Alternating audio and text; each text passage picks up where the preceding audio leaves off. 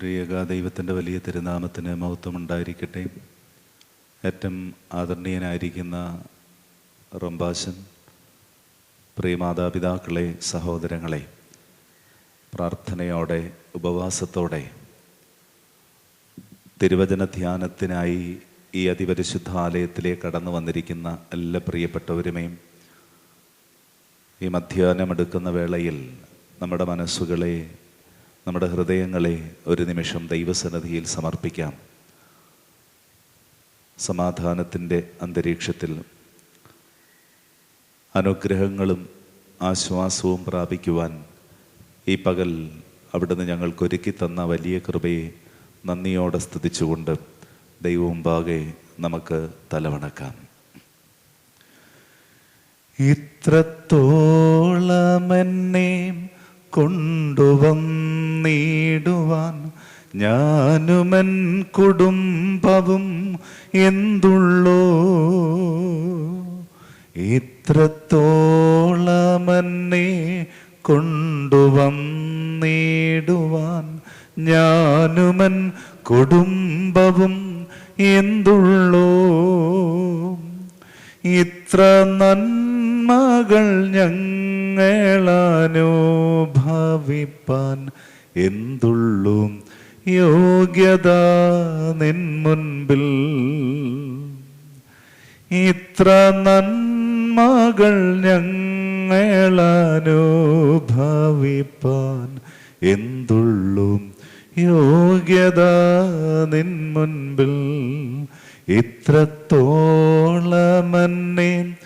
ആഴമായി സ്നേഹിപ്പാൻ ഞാനുമൻ കുടുംബവും എന്തുള്ളൂ, ഇത്രത്തോളമെന്നെ ആഴമായി സ്നേഹിപ്പാൻ ഞാനുമൻ കുടുംബവും എന്തുള്ളൂ, ഇത്ര ശ്രേഷ്ഠമായതെല്ലാം തന്നിടുവാൻ എന്തുള്ളൂ യോഗ്യത നിൻ മുൻപിൽ, ഇത്ര ശ്രേഷ്ഠമായതെല്ലാം തന്നിടുവാൻ എന്തുള്ളൂ യോഗ്യത നിൻ മുൻപിൽ. തലമുറ തലമുറയായി ഞങ്ങളുടെ അഭയവും ഞങ്ങളുടെ സങ്കേതവുമായിരിക്കുന്ന സ്വർഗസ്ഥ പിതാവാം ദൈവമേ, അനുഗ്രഹിക്കപ്പെട്ട ഈ നല്ല പകലിനായി നന്ദിയോടെ ഞങ്ങൾ അങ്ങേ സ്തുതിക്കുന്നു. സുഖമായ നിദ്രയ്ക്ക് ശേഷം സുഖകരമായ പ്രതീക്ഷാനിർഭരമായ ഒരു പുതിയ പുലരിയിലേക്ക് ഞങ്ങളെ ഓരോരുത്തരെയും കൂട്ടിക്കൊണ്ടുവന്ന വലിയ കൃപയ്ക്കായി നന്ദിയോടെ സ്തോത്രം ചെയ്യുന്നു.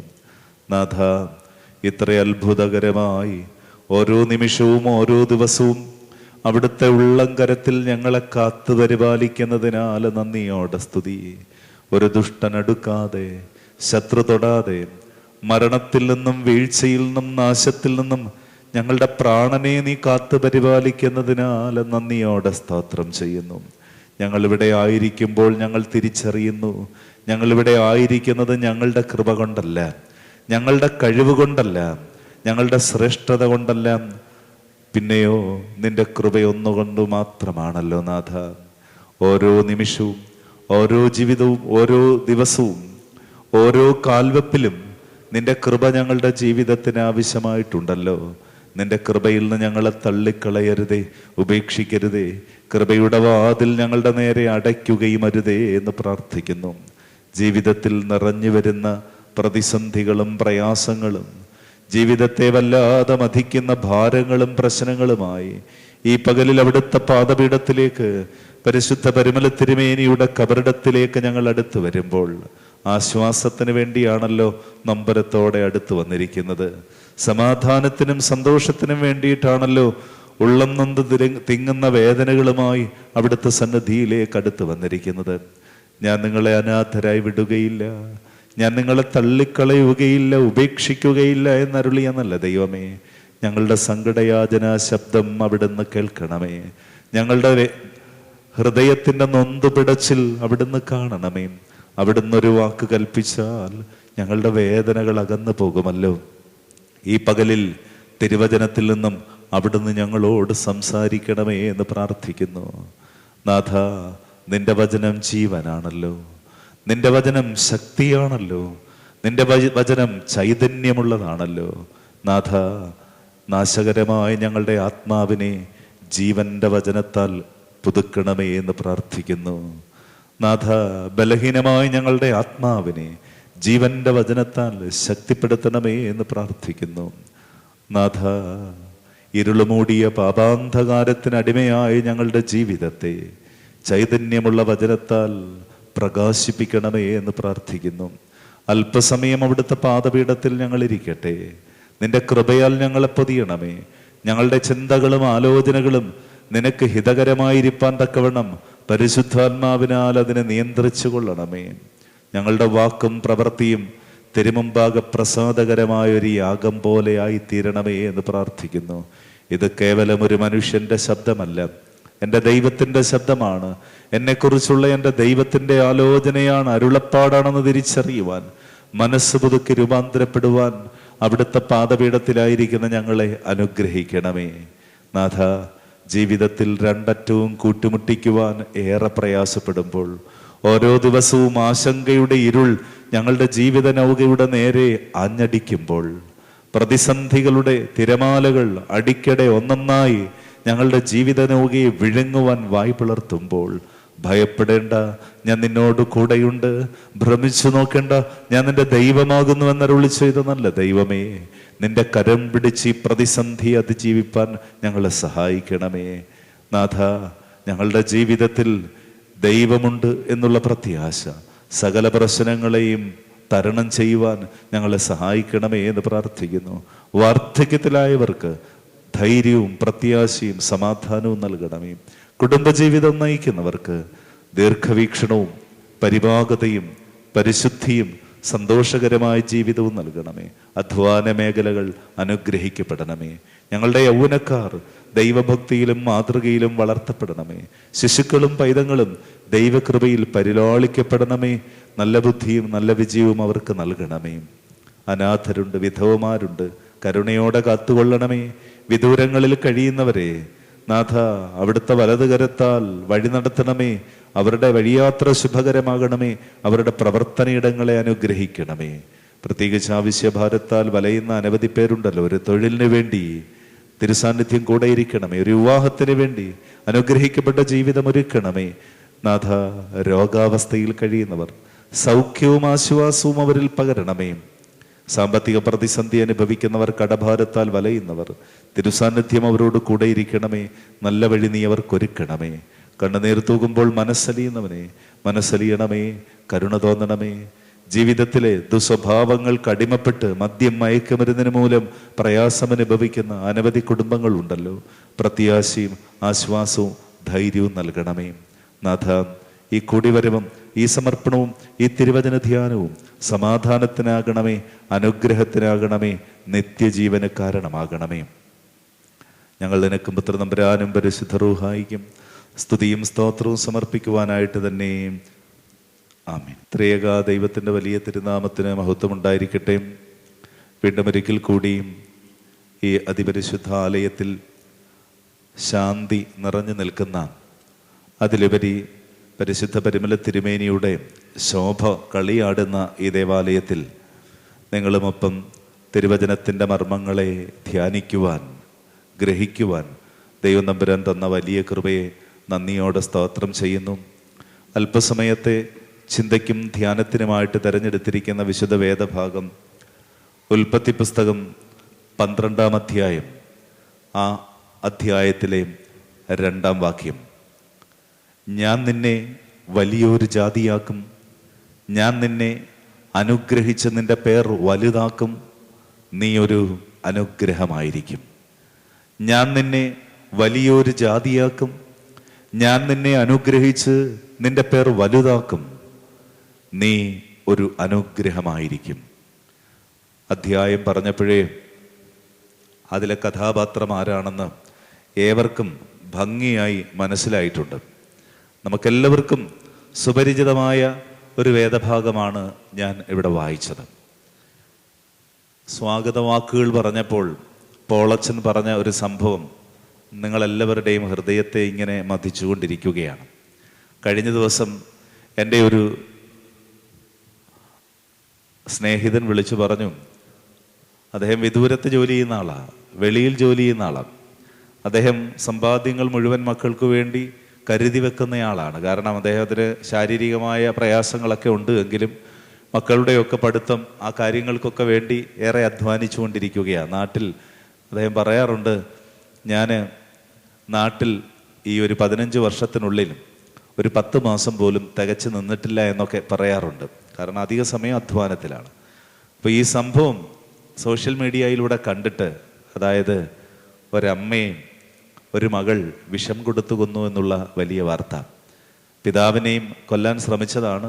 അദ്ദേഹത്തിൻ്റെ ആയുസ് കൊണ്ട്, ദൈവത്തിൻ്റെ കൃപ കൊണ്ട് അദ്ദേഹം രക്ഷപ്പെട്ടു. 9 മാസം ഉദരത്തിൽ വഹിച്ച ആ അമ്മ മാത്രമല്ല, അതിലൊക്കെ ഉപരിയായി എത്രയോ തവണ സ്നേഹത്തിൻ്റെ അമൃതും പാലും ആ നാവിലേക്ക് ആ അമ്മ വെച്ചു കൊടുത്തതാ അല്ലേ? ഒരു നിമിഷം ഇതെല്ലാം മറന്നിട്ട് തൻ്റെ താൽക്കാലിക ജീവിതത്തിൻ്റെ സന്തോഷത്തിനോ അല്ലെങ്കിൽ പ്രതിസന്ധിയിൽ നിന്ന് രക്ഷപ്പെടാനോ പൈശാചിക സ്വാധീനം കൊണ്ടോ അവിവേകം കൊണ്ടോ പ്രവർത്തിച്ചതാണ്. ഒരു കൂസലുമില്ലാതെ നിയമപാലകരുടെ മുമ്പാകെ നിൽക്കുന്ന അവരുടെ മുഖം നമ്മൾ ഇന്നലെ കാണുകയുണ്ടായി. എന്താണ് ഇന്നിൻ്റെ തലമുറ ഇങ്ങനെയായി പോകുന്നത്? അദ്ദേഹം എന്നോട് പറഞ്ഞതാ, എങ്ങനെയാ നമ്മുടെ വീട്ടിൽ സ്വർണവും പണവും ഒക്കെ വെക്കുന്നത്? പിള്ളേരൊക്കെ ഏത് വിധത്തിലാണെന്ന് ആർക്കറിയാം? പെൺമക്കളാണെങ്കിലും ആൺമക്കളാണെങ്കിലും സാധാരണ ആൺമക്കളെ പേടി കാണും, പെൺമക്കളെ പേടിയില്ല. പക്ഷേ പെൺമക്കൾ ഇങ്ങനെയാണെങ്കിൽ എങ്ങനെയാ എന്ന് ഒരാശങ്ക അദ്ദേഹം പങ്കുവെക്കുകയുണ്ടായി. നമുക്കറിയാം, ജീവിതത്തെക്കുറിച്ച് ഒരു വിധത്തിൽ അല്ലെങ്കിൽ മറ്റൊരു വിധത്തിൽ നാം എല്ലാവരും ആശങ്കപ്പെടുന്നവരാണ്. വാർദ്ധക്യത്തിലുള്ളവർ തങ്ങളുടെ വാർദ്ധക്യത്തെക്കുറിച്ചും ഏകാന്തതയെക്കുറിച്ചുമുള്ള വല്ലാത്ത ആശങ്ക. ഇനി കുടുംബജീവിതത്തിലാണെങ്കിൽ ഇതിൻ്റെ രണ്ടറ്റങ്ങളും ഒന്ന് കൂട്ടുമുട്ടിക്കുവാൻ പിള്ളേരുടെ വിദ്യാഭ്യാസം, അവരുടെ ഉപരിപഠനം, അല്ലെങ്കിൽ ഓരോന്നിനെക്കുറിച്ചും, അല്ലെങ്കിൽ നമ്മുടെ തന്നെ ജോലി പ്രശ്നങ്ങൾ, അതിനെക്കുറിച്ചുള്ള ആശങ്കകളുണ്ട്. അങ്ങനെ ഏത് മേഖലയിലും ഒരു വല്ലാത്ത ആശങ്ക നമ്മളെ ഇങ്ങനെ ഭരിച്ചുകൊണ്ടിരിക്കുന്ന ഒരു കാലഘട്ടമാണ്. അപ്പോഴാണ് ഇങ്ങനെയൊക്കെയുള്ള വാർത്തകൾ നമ്മുടെ ആശങ്കകളുടെ വീര്യം കൂട്ടുന്നത്. ഇവിടെ ഞാൻ വായിച്ച വേദഭാഗത്തിൽ അബ്രഹാം എന്ന് പറയുന്ന പിതാവിനോട്, കുടുംബനാഥനോട് യഹോവയാം ദൈവം പറഞ്ഞ ഒരു വാക്യമാണ് നാം വായിച്ചു കേട്ടത്. അവിടെ 3 കാര്യങ്ങളാണ് അബ്രഹാമിനോട് ദൈവം പറഞ്ഞത്. ഞാൻ നിന്നെ വലിയൊരു ജാതിയാക്കും. നമുക്കറിയാം, അബ്രഹാം, സാറ, അവർക്ക് മക്കളൊന്നുമില്ല. അവരോടാണ് യഹോവയാം ദൈവം പറയുന്നത്, ഞാൻ നിന്നെ വലിയൊരു ജാതിയാക്കും. ഒരു ജാതിയാക്കുമെന്ന് പറഞ്ഞാൽ അവൻ്റെ തലമുറ അനുഗ്രഹിക്കപ്പെട്ട ഒരു തലമുറ, വിസ്തൃതമായ ഒരു തലമുറ, എണ്ണിയാലൊടുങ്ങാത്ത ഒരു വലിയ തലമുറയാക്കും എന്നാ പറയുന്നത്. അതെ, അബ്രഹാമിന് ദൈവം കൊടുക്കുന്ന ഒന്നാമത്തെ അനുഗ്രഹം, നീ മാത്രമല്ല, നീ ഒരു വലിയ ജാതിയാകും. അതായത് നിന്റെ തലമുറ മുഴുവൻ ഒരു മഹാജാതിയാകും, ഒരു വലിയ ജാതിയാകും. നമുക്കറിയാം, നമ്മുടെയൊക്കെ ഏറ്റവും വലിയ ആഗ്രഹം എന്താ? ഒരു കുടുംബജീവിതം നയിക്കുന്ന വ്യക്തികൾ, അവരുടെ മക്കളെ കുറിച്ചുള്ള ആഗ്രഹം, അവരുടെ മക്കൾ വലുതാകണം, അവരുടെ മക്കളുടെ വഴികൾ അനുഗ്രഹിക്കപ്പെടണം, അവരുടെ ജീവിതപാത അനുഗ്രഹിക്കപ്പെടണം. അതിനു വേണ്ടിയിട്ട് ആ മാതാപിതാക്കൾ ഇങ്ങനെ തുടർച്ചയായിട്ട് ദേവാലയങ്ങളിൽ പോയി കുമ്പസാരിച്ച്, വിശുദ്ധ കുർബാന അനുഭവിച്ച്, നേർച്ച കാഴ്ചകൾ സമർപ്പിച്ച്, ധ്യാനം നടത്തി, ഉപവാസം നടത്തി ജീവിക്കുന്നില്ലേ? മക്കളുടെ പഠനത്തിന് വേണ്ടി, വിജയത്തിന് വേണ്ടി, അല്ലെങ്കിൽ ജോലിക്ക് വേണ്ടി എത്രയോ ദിവസങ്ങളിൽ നാം ഉപവസിച്ചിട്ടുണ്ട്. നമ്മുടെ ആഗ്രഹമാണ്. ഇവിടെ ഇത് അബ്രഹാമിനോട് ദൈവം പറയുകയാണ്, ഞാൻ നിന്നെ ഒരു വലിയ ജാതിയാക്കും. നീ മാത്രമല്ല, നിന്റെ തലമുറയും വലിയവരാകും, മികച്ചവരാകും, വലിയ ജാതിയാക്കും എന്നാ പറയുന്നത്. രണ്ടാമത് പറയുന്നത് എന്താ? തലമുറയെ കുറിച്ച് പറയുന്നു. രണ്ടാമത് ഇവിടെ പറയുന്നു, ഞാൻ നിന്നെ അനുഗ്രഹിച്ച് നിന്റെ പേർ വലുതാക്കും. നിന്നെ അനുഗ്രഹിച്ചിട്ട് നിന്റെ പേർ വലുതാക്കും. തലമുറ അനുഗ്രഹിക്കപ്പെടുക ഒന്നാമത്തെ അനുഗ്രഹം. രണ്ടാമത് സൽകീർത്തി. നമുക്കറിയാം, നല്ല പേര് സുഗന്ധ തൈലത്തിലും മെച്ചമാണ്. നല്ല പേരുണ്ടാക്കുക എന്ന് പറയുന്നത് അത്ര വലിയ എളുപ്പമൊന്നുമല്ല, ഇല്ല? ഈ കാലഘട്ടത്തിൽ നല്ല പേര് നമ്മളൊക്കെ പറയാറുണ്ട്. അദ്ദേഹത്തെക്കുറിച്ച് ഓർക്കുമ്പോൾ തന്നെ, അല്ലെങ്കിൽ എൻ്റെ വല്യപ്പച്ചൻ ഇന്നാളായിരുന്നു, എൻ്റെ വല്യമ്മച്ചി എന്താ മനുഷ്യനായിരുന്നു, ഇല്ല, എന്തോ സ്ത്രീരത്നമായിരുന്നു. അതേ, കീർത്തിയോടെ സൽപ്പേരോടെ ജീവിക്കുക എന്ന് പറയുന്നത് ഒരു നല്ല കാര്യമാണ്. ഇവിടെ ഇത് അബ്രഹാമിനോട് ദൈവം പറയുകയാണ്, നിന്റെ പേർ ഞാൻ വലുതാക്കും, നിനക്ക് സൽകീർത്തി ഉണ്ടാകും. മൂന്നാമത് പറയുന്നത് എന്താ? മൂന്നാമതോടെ പറയുകയാണ്, നീ ഒരു അനുഗ്രഹമായിരിക്കും. അതായത് നീ എവിടെയാണോ അവിടെ നീ ഒരു അനുഗ്രഹമായിരിക്കും. അതെ, നീ മൂലം ദേശം അനുഗ്രഹിക്കപ്പെടും, സമ്പൽ സമൃദ്ധി ഉണ്ടാകും. 3 കാര്യങ്ങളാ ഇവിടെ അബ്രഹാമിനോട് ദൈവം പറഞ്ഞത്. 1, തലമുറ അനുഗ്രഹിക്കപ്പെടും. 2, അവന്റെ ജീവിതത്തിൽ കീർത്തിയും ഐശ്വര്യവും ഉണ്ടാകും. 3, സമ്പൽ സമൃദ്ധിയും ദേശത്തിനും ഉള്ള അനുഗ്രഹം. ഞാൻ നിങ്ങൾ ഓർത്തു നോക്കുക, നമ്മുടെയൊക്കെ ജീവിതത്തിൽ ഇതിൽ വലിയ ആഗ്രഹം വല്ലതും ഉണ്ടോ? നമ്മൾ പോകുന്ന വഴികളൊക്കെ അനുഗ്രഹിക്കപ്പെടണം, മറ്റുള്ളവർക്ക് നന്മ ചെയ്യണം, അല്ലെങ്കിൽ എപ്പോഴും മറ്റുള്ളവരുടെ പ്രശംസയ്ക്ക് പാത്രീഭവിക്കണം, നമ്മുടെ മക്കളും അതുപോലെ വളർന്നു വരണം, മാത്രമല്ല ഈ സമ്പൽ സമൃദ്ധിയൊക്കെ എന്നും നിലനിൽക്കണം. ഇതൊക്കെയാണ് നമ്മുടെയും ആവശ്യം. ഇവിടെ ഇതാ യഹോവയാം ദൈവം അബ്രഹാമിനോട് 3 കാര്യങ്ങളാ പറഞ്ഞത്. 1, ഞാൻ നിന്നെ വലിയൊരു ജാതിയാക്കും, നീ ഒരു അനുഗ്രഹമായിരിക്കും, മാത്രമല്ല നിന്റെ തലമുറ അനുഗ്രഹിക്കപ്പെടും, നിനക്ക് നിന്റെ പേർ വലുതാക്കും എന്ന് പറയുകയാണ്. 3 കാര്യങ്ങളാണ്. ഞാൻ നിങ്ങളും ഓർക്കുക, തിരുവചനം വായിക്കുമ്പോൾ കാണുന്നു, അബ്രഹാം എബ്രായ ലേഖനം വായിക്കുമ്പോൾ എബ്രായ ലേഖനകർത്താവ് പറയുന്നുണ്ട്, അബ്രഹാം ദീർഘക്ഷമയോടുകൂടെ ഇരുന്ന് ആ വാഗ്ദത്ത വിഷയം പ്രാപിച്ചു എന്നുള്ളതാണ്. 6-ാം അധ്യായം 15-ാം വാക്യം, എബ്രായ ലേഖനം 6-ാം അധ്യായം 15-ാം വാക്യം വായിക്കുമ്പോൾ ഇപ്രകാരം നാം കാണുന്നു, അബ്രഹാം ദീർഘക്ഷമയോടുകൂടെ ഇരുന്ന് ആ വാഗ്ദത്ത വിഷയം പ്രാപിച്ചു എന്ന് തിരുവചനം പറയുന്നു. അതെ, അനുഗ്രഹിക്കപ്പെട്ട കുടുംബജീവിതം എല്ലാവരുടെയും സ്വപ്നമാണ്. കുടുംബം എന്ന വാക്കിന്റെ അർത്ഥം തന്നെ നമുക്കറിയാം, കൂടുമ്പോൾ ഇമ്പം, സന്തോഷമുണ്ടാകുന്ന ഒരനുഭവമാണ്. ഒരു കുടുംബത്തിൽ മാതാപിതാക്കളുണ്ട്, മക്കളുണ്ട്, അല്ലേ? Father is the head of the family എന്ന് പറയാറുണ്ട്. കുടുംബനാഥനാണ് ആ കുടുംബത്തിന്റെ തല. Mother is the heart of the family, ഒരു കുടുംബത്തിന്റെ ഹൃദയം എന്ന് പറയുന്നത് അമ്മയാണ്. Children are the hope of the family, കുട്ടികളാണ് അവിടുത്തെ പ്രതീക്ഷകൾ, ഇല്ലേ? അതുകൊണ്ട് ആ സങ്കീർത്തനക്കാരൻ പറയുന്നത്, നിന്റെ മക്കൾ നിന്റെ മേശയ്ക്ക് ചുറ്റും ഒലിവ് തൈകൾ പോലെ ഇരിക്കും. ഒലിവ് എന്ന് പറയുന്നത് വിജയികൾക്ക് നൽകുന്ന കിരീടമാണ് ഒലിവില എന്ന് പറയുന്നത്. ആ ഒലിവ് എണ്ണ പോലും ആശ്വാസം പകരുന്നതാ മുറിവിന്. അപ്പോൾ മക്കളാണ് ജീവിതത്തിന്റെ വിജയവും കിരീടവും എന്നാ പറയുന്നത്. ഒരുപക്ഷെ ഇന്നത്തെ കാലഘട്ടത്തിൽ മക്കളെ കുറിച്ചുള്ള ആശങ്കയാണ് ഏറെ മനുഷ്യന്റെ മനസ്സിനെ മഥിക്കുന്നത്, എന്താകും എന്നുള്ളത്. അതെ, ഈ വാഗ്ദത്ത വിഷയം പ്രാപിക്കുവാൻ അബ്രഹാമിനെ സഹായിച്ച, അവന്റെ കുടുംബ ജീവിതത്തെ സഹായിച്ച 2-3 പ്രത്യേകതകളെ കുറിച്ചാണ് ഇന്നത്തെ പകലിൽ നിങ്ങളുമൊപ്പം ചിന്തിക്കുവാൻ ഞാൻ ആഗ്രഹിക്കുന്നത്. അതെ, പ്രാർത്ഥനയോടെ ധ്യാനത്തോടെ ദൈവസന്നിധിയിൽ നാം ആയിരിക്കുമ്പോൾ അബ്രഹാമിന് ദൈവം കൊടുക്കുന്ന അനുഗ്രഹം പറഞ്ഞു, ഞാൻ നിന്നെ ഒരു വലിയ ജാതിയാക്കും, നിന്റെ പേർ വലുതാക്കും, നീ ഒരു അനുഗ്രഹമായിരിക്കും. എബ്രായ ലേഖന കർത്താവ് പറയുന്നു, അതെ, അവൻ ദീർഘക്ഷമയോടെ ഇരുന്ന് ദൈവം കൊടുത്ത വാഗ്ദത്തം പ്രാപിച്ചു എന്ന് പറയുന്നത്. അങ്ങനെയെങ്കിൽ എങ്ങനെയാണ് അബ്രഹാം ഈ വാഗ്ദത്തം പ്രാപിച്ചത്? പ്രസംഗിക്കാൻ എളുപ്പമാ, കേൾപ്പാൻ എളുപ്പമാ, പക്ഷേ അതെങ്ങനെ സാധിക്കും, ഇല്ലേ? അതാണ് ഇന്നത്തെ ലോകത്തിന്റെ ആവശ്യം. എങ്ങനെ നമുക്ക് ഈ നേട്ടങ്ങൾ കൈവശമാക്കുവാൻ സാധിക്കും? തിരുവചനം വായിക്കുമ്പോൾ നാം കാണുന്നു, അബ്രഹാമിനെയും ഈ നേട്ടത്തിലേക്ക് എത്തിക്കുവാൻ, ദൈവത്തിന്റെ അനുഗ്രഹത്തിലേക്ക് എത്തിക്കുവാൻ, വാഗ്ദത്ത വിഷയം പ്രാപിക്കുവാൻ സാധ്യമാക്കിയ ചില കുടുംബ ജീവിതത്തിലെ പ്രത്യേകതകൾ. 1-ാമത്തെ പ്രത്യേകത, തിരുവചനം വായിക്കുമ്പോൾ നാം കാണുന്നു, ദൈവകൽപ്പന വിചിന്തനം കൂടാതെ അനുസരിക്കുന്നവനായിരുന്നു അബ്രഹാമും കുടുംബവും. അതെ, ഈ പകലിൽ ദൈവവചനം നമ്മോട് സംസാരിക്കുകയാണ്. നമ്മുടെയൊക്കെ ജീവിതത്തിൽ തിരുവചനം നമ്മോട് പറയുകയാ, ദൈവകൽപ്പന വിചിന്തനം കൂടാതെ അനുസരിച്ചാൽ നമ്മുടെ ജീവിതത്തിൽ അനുഗ്രഹത്തിന്റെ ഉറവ പൊട്ടിപ്പുറപ്പെടും.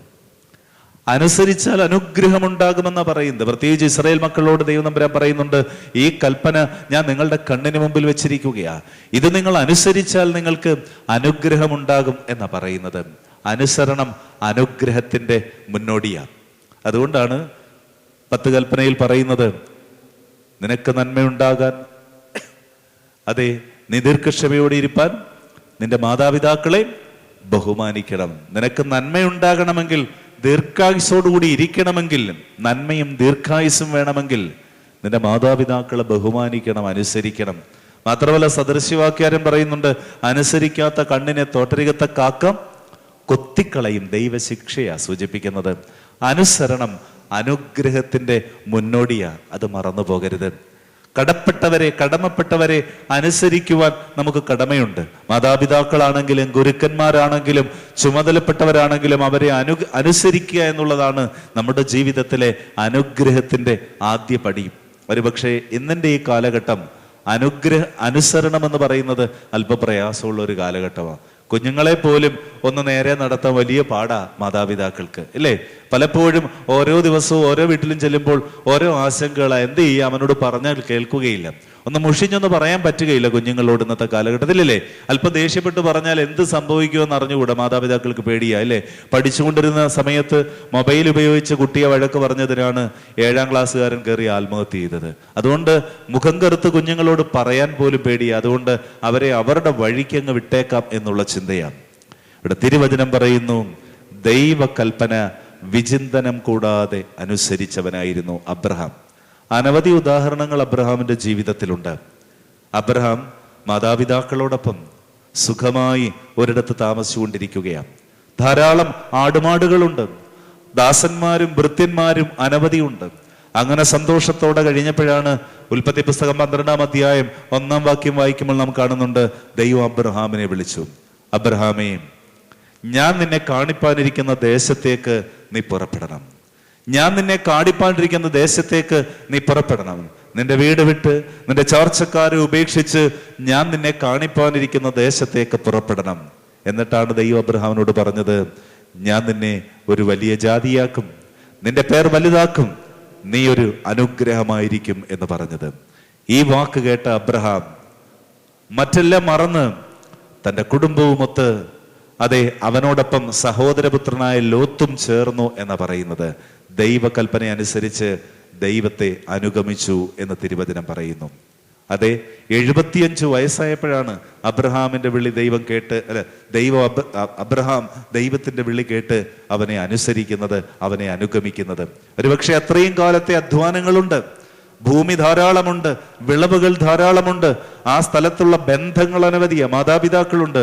പക്ഷെ ഓർക്കുക, ഒറ്റ ദിവസം കൊണ്ട് ദൈവത്തിന്റെ വാക്ക് കേട്ട് അതെല്ലാം പാടെ ഉപേക്ഷിച്ചവനാണ് അബ്രഹാം എന്ന് തിരുവചനം നമ്മെ ഓർപ്പിക്കുന്നു.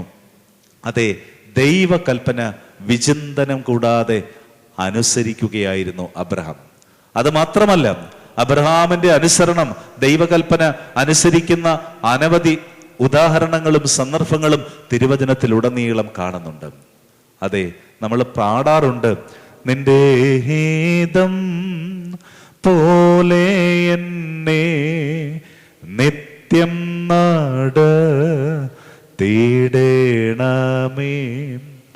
എൻ്റെ ഹീതം പോലെയല്ലേ എൻ പിതാവേ എൻ യഹോവേ, നിന്റെ ഹീതം പോലെ എന്നെ നിത്യം നടത്തിയിടണമേ.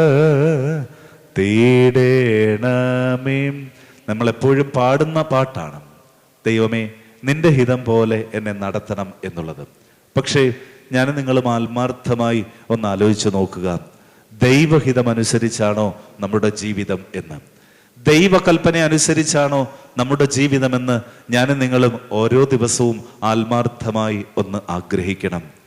അതെ, ദൈവഹിതത്തിന് വിരോധമായി നാം എന്തൊക്കെ ചെയ്താലും എന്തൊക്കെ പ്രവർത്തിച്ചാലും അത് ഇന്നല്ലെങ്കിൽ നാളെ ഇരട്ടിയായിട്ട് നഷ്ടപ്പെടും.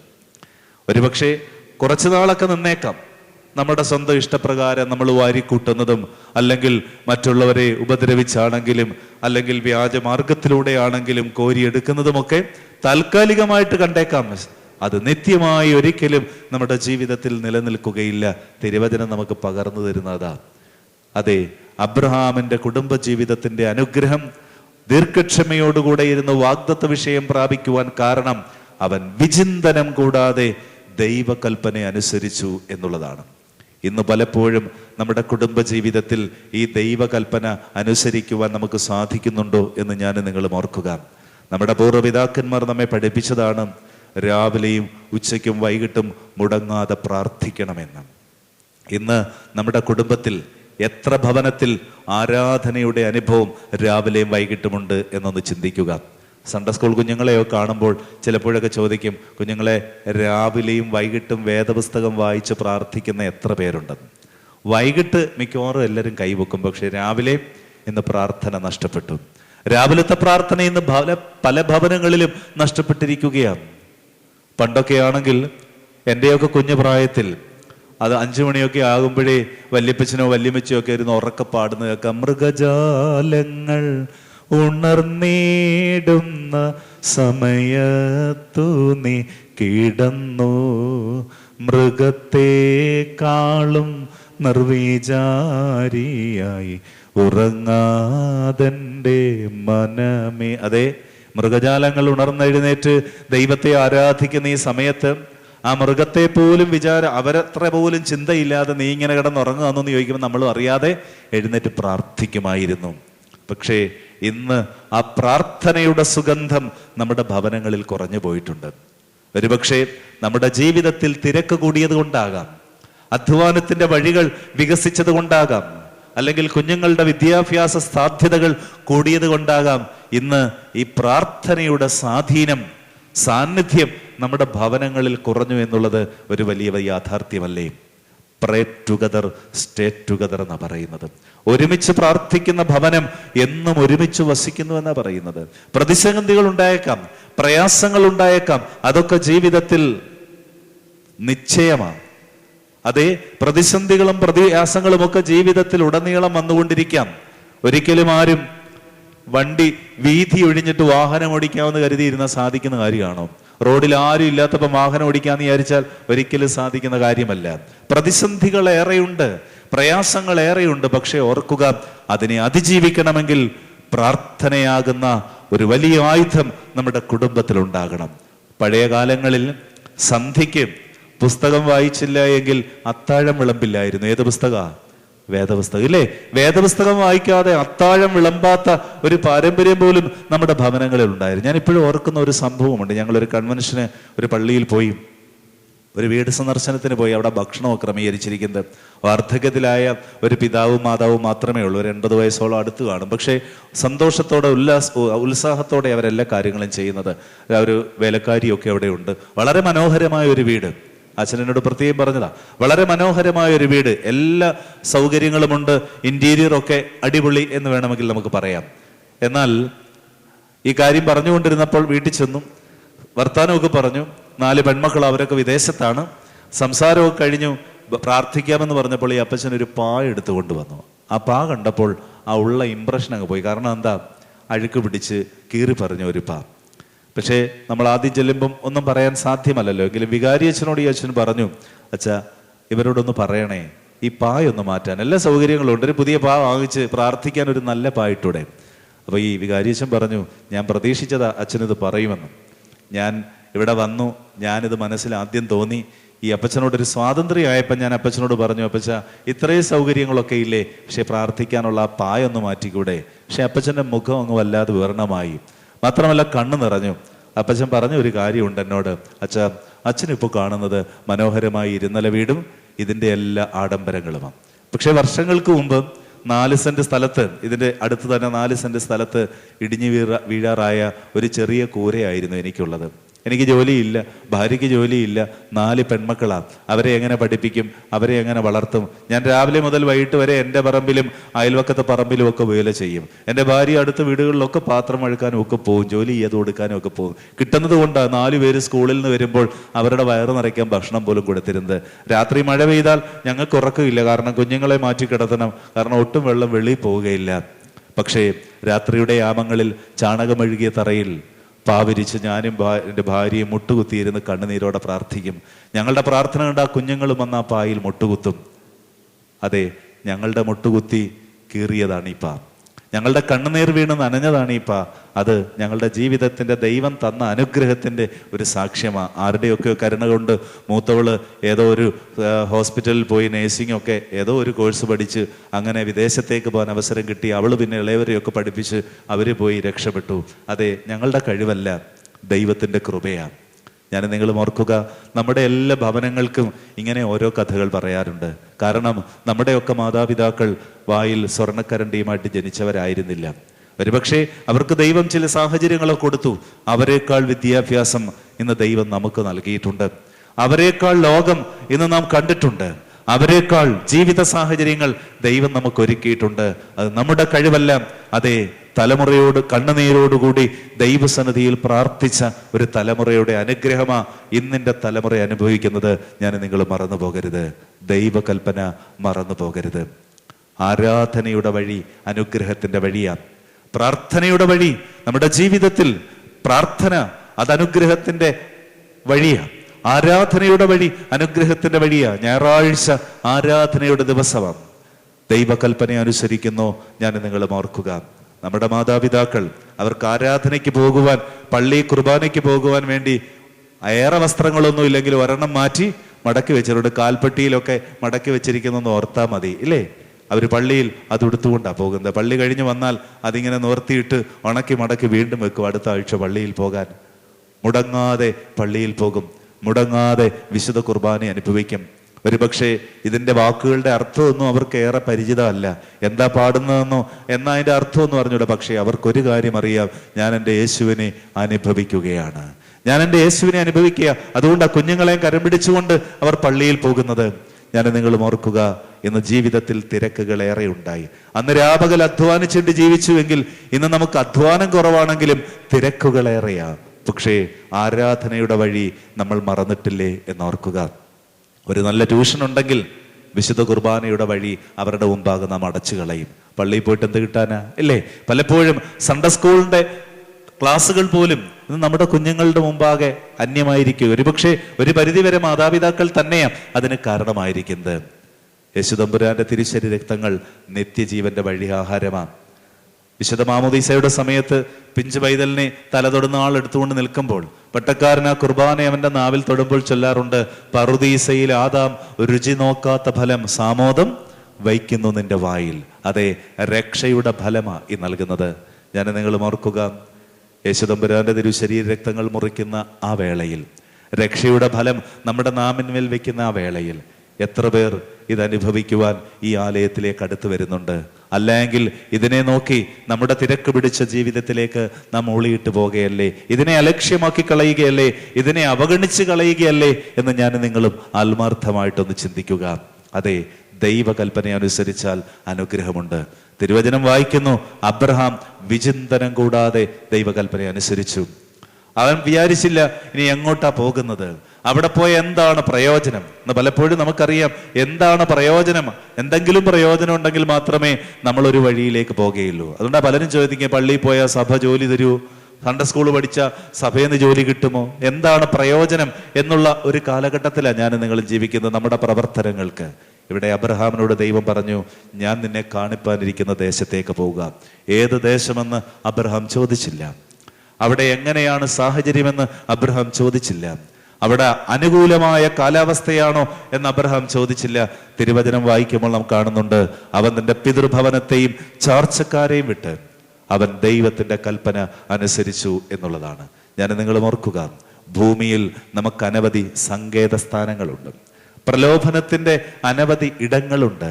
നമുക്കറിയാം, ആധുനിക കാലത്ത് വിദ്യാഭ്യാസത്തിന്റെ ഉത്തുംഗ ശൃംഗത്തിലാണ് ഞാൻ നിങ്ങൾ നിൽക്കുന്നത്. വിരൽത്തുമ്പിലാണ് വിദ്യയുടെ വിളയാട്ടം, അറിവിന്റെ ഉറവ.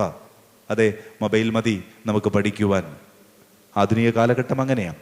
പക്ഷേ കാലഘട്ടം വളരുമ്പോൾ, വിദ്യ വളരുമ്പോൾ, അറിവ് വികസിക്കുമ്പോൾ ദൈവത്തെ മറന്നു പോകരുത്. ദൈവകൽപ്പന നിരസിച്ച് കളയരുത്. വിചിന്തനം കൂടാതെ അതിനെ അനുസരിക്കുവാൻ നമ്മുടെ തലമുറയെ പഠിപ്പിക്കണം. പരിശുദ്ധ മറിയത്തെ കുറിച്ച് പറയുന്നു വിശുദ്ധ ലൂക്കോസിന്റെ സുവിശേഷം 1-ാം അധ്യായം. നീ ഗർഭം ധരിച്ച് ഒരു മകനെ പ്രസവിക്കുമെന്ന് കല്യാണം നിശ്ചയിച്ച യുവതിയായ ഒരു പെൺകുട്ടിയോട് മാലാഖ പറയുമ്പോൾ അവൾ പറയുകയാ, ഇതാ ഞാൻ കർത്താവിന്റെ ദാസി, നിന്റെ വാക്കുപോലെ എനിക്ക് ഭവിക്കട്ടെ. എനിക്ക് മറ്റൊരു ആഗ്രഹമില്ല, ഇനി പുതിയൊരു ജീവിത കാഴ്ചപ്പാട് എനിക്കുമില്ല. ഞാൻ കർത്താവിൻ്റെ ദാസി, നിന്റെ വാക്ക് പോലെ എനിക്ക് ഭവിക്കട്ടെ. അതാണ് ദൈവഹിതത്തിന് സമർപ്പിക്കുക എന്ന് പറഞ്ഞാൽ. നമ്മുടെ ജീവിതത്തിലും ഒരുപക്ഷെ പ്രയാസങ്ങളിലൂടെയുള്ള യാത്രയാകാം, പ്രതിസന്ധികളുടെ വഴികളാകാം. പലപ്പോഴും പലരും പറയാറുണ്ട്, ഒന്നിന് പിറകെ ഒന്നാലോ, ഒരെണ്ണം അങ്ങോട്ട് മാറുമ്പോഴാണ് അടുത്തത്. എന്താ ഇങ്ങനെ? എന്തെങ്കിലും ഒരു ശാന്തി ഉണ്ടോ? എന്തെങ്കിലും ഒരു സമാധാനം ഉണ്ടോ? ഒന്നുകിൽ ഭർത്താവിനെ കുറിച്ചുള്ള പ്രയാസങ്ങൾ, അല്ലെങ്കിൽ കുഞ്ഞുങ്ങളെക്കുറിച്ചുള്ള പ്രയാസങ്ങൾ, അല്ലെങ്കിൽ ശാരീരിക രോഗത്തെക്കുറിച്ചുള്ള പ്രയാസങ്ങൾ, അല്ലേ? ഇങ്ങനെ അനവധി പ്രതിസന്ധികൾ ഉണ്ടാകും. പക്ഷേ ഞാൻ നിങ്ങളും ഓർക്കുക, നമ്മെക്കുറിച്ച് ദൈവത്തിനൊരു പദ്ധതിയുണ്ട്. നമ്മെ ദൈവം വിളിച്ചത് നാശത്തിലേക്കല്ല. കാരണം പരിശുദ്ധ മാമോദീസയുടെ വേളയിൽ നമ്മെ ദൈവം മുദ്രയിട്ടത് പിതാവിന്റെയും പുത്രന്റെയും ജീവനുള്ള പരിശുദ്ധ റൂഹായുടെയും നാമത്തിൽ നിത്യജീവന് വേണ്ടി മുദ്രയിട്ടതാണ്. ആ നിത്യജീവന് വേണ്ടി ദൈവം നമ്മെ വിളിച്ചെങ്കിൽ ദൈവം തമ്പുരാൻ നമ്മെ അവിടെ എത്തിക്കും. അതുകൊണ്ട് അവന്റെ കൽപ്പനകൾ വിചിന്തനം കൂടാതെ അനുസരിക്കുവാൻ തക്കവണ്ണം ഇടയാകണം. പരിശുദ്ധ മറിയം ആ വഴി നമുക്ക് കാണിച്ചു തന്നതാണ്. ഒരുപക്ഷെ ഇന്ന് ചിന്താശേഷി വളർന്നപ്പോൾ, വിദ്യാഭ്യാസം കൂടിയപ്പോൾ, നമ്മുടെ അറിവിൻ്റെ വിഭവങ്ങൾ ഏറെ വളർന്നപ്പോൾ പലപ്പോഴും നമ്മൾ നമ്മുടെ ജീവിതത്തിൽ ദൈവകൽപ്പന നിരസിക്കുന്നവരായി തീർന്നിട്ടില്ലേ എന്ന് ഓരോ നിമിഷവും ചിന്തിച്ചു കൊള്ളുക. നമ്മുടെ തലമുറയും ആ വഴിയിൽ വളർത്തുവാൻ സാധിക്കണം. സന്ധ്യയ്ക്ക് സ്ലീബാ നമസ്കാരത്തിൽ നാം പാടാറുണ്ട്, ക്രൂശിന്മേൽ തല ചായ്ച്ചോൻ വലഭാഗത്തായി മുടിമുടയുന്നത് കണ്ടപ്പോൾ സഹദേന്മാർ നിങ്ങൾ നാനാവിധ യാതനകളെയും കൂസാതെ ഗളരുധിരത്താൽ ധവളിമേ അംഗങ്ങൾക്കുളവാക്കി എന്നാണ്. അതേ, ഉടയവൻ, നിങ്ങളുടെ സ്നേഹിതൻ, നിങ്ങളുടെ ഗുരു, നിങ്ങളുടെ യജമാനൻ ക്രൂശിന്മേൽ തൂങ്ങി മരിച്ചത് കണ്ടപ്പോൾ, മാത്രമല്ല അവൻ ഉയർത്തെഴുന്നേറ്റ് പിതാവാം ദൈവത്തിന്റെ വലതുഭാഗത്തിരുന്ന് കിരീടങ്ങൾ മുടയുന്നത് കണ്ടപ്പോൾ, സഹദേന്മാരായ നിങ്ങൾ പീഡകളെ ഗണ്യമാക്കാതെ കഴുത്തിലെ ചോരയാൽ നിങ്ങളുടെ അവയവങ്ങളെ ശോഭിപ്പിച്ചു എന്നാണ് അവരെ പുകഴ്ത്തിക്കൊണ്ട് നാം പാടുന്നത്. അതെ, ദൈവകൽപ്പന അനുസരിക്കുകയാണ്. അതെ, പ്രതിസന്ധികളെയും പ്രയാസങ്ങളെയും അവർ ഭയപ്പെടുന്നില്ല. പ്രതികൂലതകളെ തരണം ചെയ്യുന്നതിൽ അവർ പതറിപ്പോകുന്നില്ല.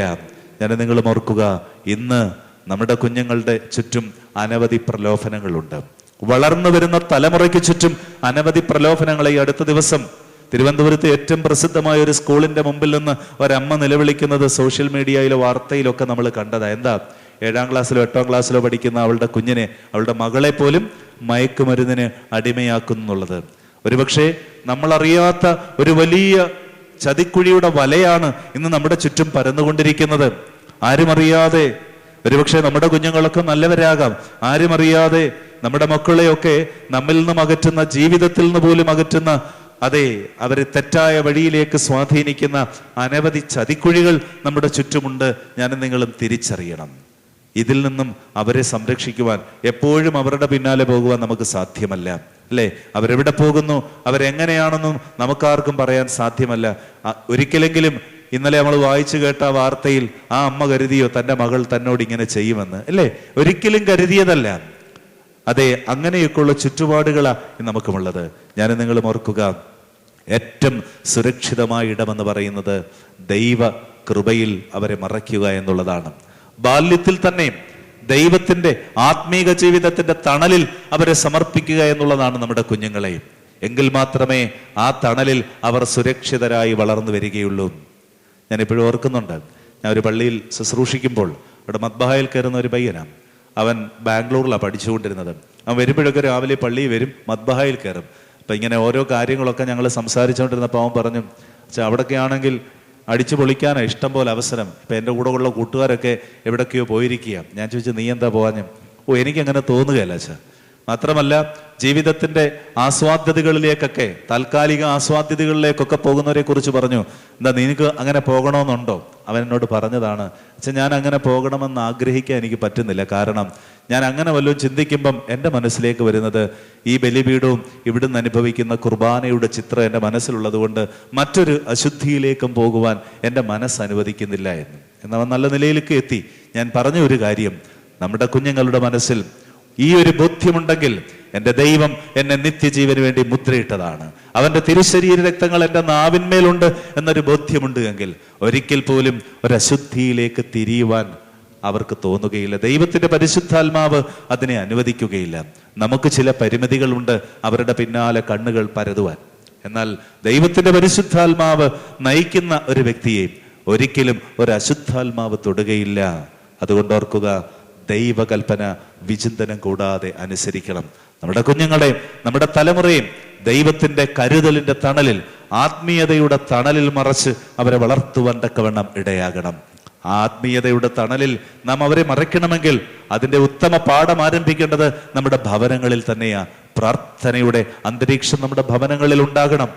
ആരാധനയുടെ ശബ്ദം നമ്മുടെ ഭവനങ്ങളിൽ ഉണ്ടാകണം. തീർച്ചയായും അവൻ എവിടെ പോയാലും ആ ആരാധനയുടെ സമയം അവൻ മറക്കുകയില്ല. ആരാധനയുടെ ശബ്ദം അവന്റെ കാതുകളിൽ മുഴങ്ങിക്കൊണ്ടിരിക്കും. അവൻ തനിയെ അതേറ്റു ചൊല്ലും എവിടെയാണെങ്കിലും. അതുകൊണ്ട് ഓർക്കുക, ദൈവകൽപ്പന അനുസരിക്കുന്ന ഒരു തലമുറയായി നമുക്ക് മാറാം. അബ്രഹാമിനോട് ദൈവം പറയുകയാ, ഞാൻ നിന്നെ ഒരു വലിയ ജാതിയാക്കും, നിന്റെ പേർ വലുതാക്കും, നീ ഒരു അനുഗ്രഹമായിരിക്കും. ദൈവം അബ്രഹാമിനോട് വാഗ്ദത്തം ചെയ്തതാ. അവൻ ആ വാഗ്ദത്ത വിഷയം പ്രാപിച്ചതാ. തിരുവചനം പറയുന്നു, ആ വാഗ്ദത്ത വിഷയം പ്രാപിക്കാൻ കാരണം ദൈവകൽപ്പന വിചിന്തനം കൂടാതെ അനുസരിക്കുകയായിരുന്നു. യുക്തിസഹമായിട്ടോ അല്ലെങ്കിൽ അങ്ങനെ പോയിട്ട് എന്താ ഗുണമെന്നോ ഒന്നും അവൻ ചിന്തിച്ചില്ല. ആശങ്ക ഏതുമില്ലാതെ ഇതാണ് എൻ്റെ ജീവിതത്തിൽ ദൈവഹിതമെങ്കിൽ അവനുറ്റവരെയും ഉടവരെയും വിട്ട് അവനൊരു പുതിയ സ്ഥലത്തേക്ക് യാത്രയാവുകയായിരുന്നു എന്നുള്ളതാണ്.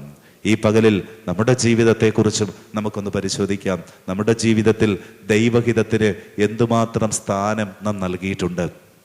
നമ്മുടെ ഇഷ്ടങ്ങളാണോ? ഒരു നോമ്പിന്റെ വേളയിൽ പലപ്പോഴുമൊക്കെ ഈ നോമ്പിൽ വീടുകളിൽ പ്രാർത്ഥന വെക്കുമ്പോൾ തന്നെ നോമ്പിന് വിരുദ്ധമായിട്ടുള്ള ഭക്ഷണമൊക്കെ കൊണ്ടുവരും. ഞാൻ അവരോട് ചോദിക്കുക, എന്താ? ഓ അച്ഛാ, എല്ലാവരും ഒക്കെ ഉപയോഗിക്കുന്നതല്ലേ. ഞാൻ അന്നേരം പറഞ്ഞ ഒരു കാര്യമുണ്ട്. പലപ്പോഴും നമ്മൾ ഓർക്കുക, നമുക്ക് സമ്പൽ സമൃദ്ധിയൊക്കെ തന്നത് ദൈവമാണ്. ആ സമ്പൽ സമൃദ്ധിയിൽ മറ്റുള്ളവരുടെ ജീവിതത്തിന് ഇടർച്ചയാകുന്ന, ആത്മീക ജീവിതത്തിന് ഇടർച്ചയാകുന്നത് നാം എന്തിനാ മനഃപൂർവ്വം ചെയ്തു കൊടുക്കുന്നത്? അല്ലേ? നാം അറിഞ്ഞുകൊണ്ട് അങ്ങനെ ചെയ്യുന്നത് എന്തിനാ? നാമായിട്ട് ഒരു ആത്മീക ജീവിതത്തിന് ഇടർച്ച ഉണ്ടാക്കുന്നത് എന്തിനാ എന്ന് ഞാൻ ചോദിക്കാറുണ്ട്. ഞാൻ നിങ്ങളും ഓർക്കുക, അതെ, ദൈവകൽപ്പന വിചിന്തനം കൂടാതെ അനുസരിക്കണം. അത് ഓരോ ഘടകങ്ങളിലും നമ്മൾക്ക് കഴിയുന്ന ഇടങ്ങളിലൊക്കെ അത് അതേപടി നിവർത്തിക്കുവാൻ നമുക്ക് സാധിച്ചാൽ, അനുസരിച്ചാൽ അനുഗ്രഹമുണ്ട്. നിശ്ചയം തിരുവചനം നമ്മെ ഓർപ്പിക്കുന്നു. പരിശുദ്ധ അമ്മ ആ അനുസരണത്തിന്റെ വഴി നമുക്ക് കാണിച്ചു തന്നതാ. ശമൂവേൽ ബാലൻ അനുസരണത്തിന്റെ വഴി നമുക്ക് കാണിച്ചു തന്നതാ. അപ്പോസ്തലന്മാർ അനുസരണത്തിന്റെ വഴി നമുക്ക് കാണിച്ചു തന്നതാ.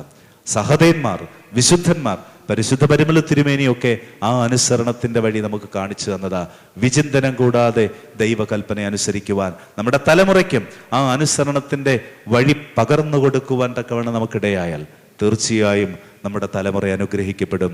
നമ്മളൊരു വലിയ ജാതിയാകും. രണ്ടാമത്, തിരുവചനം വായിക്കുമ്പോൾ അബ്രഹാം ദീർഘക്ഷമയോടുകൂടെ ഇരുന്ന് വാഗ്ദത്ത വിഷയം പ്രാപിച്ചുവെങ്കിൽ, രണ്ടാമത് വാഗ്ദത്ത വിഷയം പ്രാപിപ്പാൻ അവനെ സഹായിച്ചത് ദൈവത്തെ പ്രതി നല്ലത് ത്യജിക്കുവാൻ, ദൈവത്തെ പ്രതി എന്തും ത്യജിക്കുവാൻ അബ്രഹാമിന് സാധിച്ചു എന്നുള്ളതാണ്. നല്ലത് എന്ന് മാത്രമല്ല, എന്തും ത്യജിക്കുവാൻ അബ്രഹാമിന് ദൈവം കൃപ കൊടുത്തു, അബ്രഹാമിന് സാധിച്ചു എന്നുള്ളതാണ്. നമ്മുടെയൊക്കെ ജീവിതത്തിൽ നന്മകൾ ലഭിക്കുമ്പോൾ ലഭിച്ച വഴികൾ മറക്കും, ചുറ്റുപാടുകളെ മറക്കും. പിന്നെ നമ്മൾ മാത്രമായി തീരും ആ നന്മയ്ക്കുള്ളിൽ. ഒരുപക്ഷെ ഒരു പഴയ ചരിത്രം നാം ഒന്ന് നോക്കുമ്പോൾ, ഒരു വീട്ടിൽ ഒരാൾ രക്ഷപ്പെട്ടാൽ അദ്ദേഹം മാത്രമായിരിക്കുകയല്ല അതിൻ്റെ ഫലം അനുഭവിക്കുന്നത്. അയാളാണ് ഇളയവരെ പഠിപ്പിക്കുന്നത്, വീട് പുതുക്കുന്നത്, അല്ലേ? അതൊന്നും പ്രതിഫലം മോഹിച്ചൊന്നുമല്ല. ഇതൊക്കെ എഴുതി തനിക്ക് കിട്ടുമെന്ന് പ്രതീക്ഷിച്ചല്ല. കാരണം താഴെയുള്ളവരെയൊക്കെ കെട്ടിച്ചയച്ചു കഴിഞ്ഞാൽ അത്രയും സ്വത്തൊന്നും വീതിച്ചു കൊടുക്കാനൊന്നും ഇല്ലല്ലേ, പിന്നെ കിട്ടുന്നതേ ഉള്ളൂ. പക്ഷെ അതൊരു നന്മയുടെ പാഠമായിരുന്നു, കരുതലിന്റെ പാഠമായിരുന്നു. പക്ഷെ ഞാൻ നിങ്ങൾ ഓർക്കുക, ഇന്നിൻ്റെ കാലഘട്ടത്തിൽ നാം ഒക്കെ ത്യാഗം എന്ന് പറയുമ്പോൾ വളരെ പ്രയാസകരമായ ഒരു സംഗതിയാണ്. അബ്രഹാമിന്റെ ജീവിതത്തിൽ തിരുവചനം വായിക്കുന്നു, ദൈവത്തെ പ്രതി എന്തും ത്യജിക്കുവാനുള്ള മനസ്സ് അബ്രഹാമിന്റെ ജീവിതത്തിൽ ഉണ്ടായിരുന്നു. നല്ലതാണെങ്കിലും അത് ത്യജിക്കുവാനുള്ള മനസ്സ് അബ്രഹാമിന്റെ ജീവിതത്തിൽ ഉണ്ടായിരുന്നു. അതിന്റെ ഉത്തമ ഉദാഹരണം എന്ന് പറയുന്നത് ഉൽപ്പത്തി പുസ്തകം വായിക്കുമ്പോൾ, ഉൽപ്പത്തി പുസ്തകം അതിന്റെ 14-ാം അധ്യായം വായിക്കുമ്പോൾ തിരുവചനം വായിക്കുന്നു, അബ്രഹാം സഹോദര പുത്രനായ ലോത്ത് കനാൻ ദേശത്ത് സന്തോഷത്തോടെ കഴിയുകയാണ്. അവരുടെ ആടുമാടുകൾ വർദ്ധിച്ചു, അവരുടെ ദാസന്മാർ അനവധിയായി. വയലിൽ വെച്ച് അബ്രഹാമിന്റെ ദാസന്മാരും സഹോദരപുത്രനായ ലോത്തിന്റെ ദാസന്മാരും തമ്മിൽ കലഹമുണ്ടായി. അവരെ വഹിക്കാൻ കഴിയാതെ ദേശം വളർന്നു, അവരെ വഹിക്കാൻ കഴിയാതെ, ആ ദേശത്തിന് അവരെ വഹിക്കാൻ കഴിയാതെ ആളുകൾ വളർന്നു എന്നാ പറയുന്നത്. സമ്പത്ത് വളർന്നു. അബ്രഹാം രാവിലെ ലോത്തിനെ വിളിച്ചിട്ട് പറഞ്ഞു, സഹോദര, അബ്രഹാമിന്റെ ഇളയവനാ ലോത്തില്ലേ, ഇവര് സഹോദരങ്ങളാ, ചേട്ടന്റെ അനിയന്റെ മക്കളാ. സഹോദരനെ വിളിച്ചിട്ട് പറഞ്ഞു, സഹോദര, ഇനി നമ്മൾ ഒരുമിച്ച് മുന്നോട്ട് പോയാൽ ഈ ദാസന്മാരുടെ കലഹം നമ്മുടെ ഇടയിലേക്ക് വരും, അല്ലേ? ഈ ദാസന്മാരുടെ കലഹം നമ്മുടെ ഇടയിലേക്ക് വരും. അതുകൊണ്ട് നമുക്കൊരു കാര്യം ചെയ്യാം, ഇവിടെ വെച്ച് നമ്മൾക്ക് രണ്ടായിട്ട് പിരിയാം, അല്ലെങ്കിൽ നമ്മൾ തമ്മിലുള്ള ബന്ധം നഷ്ടപ്പെടും. ലോത്ത് അബ്രഹാമിന്റെ മുഖത്തേക്ക് നോക്കുക, എന്ത് വേണം?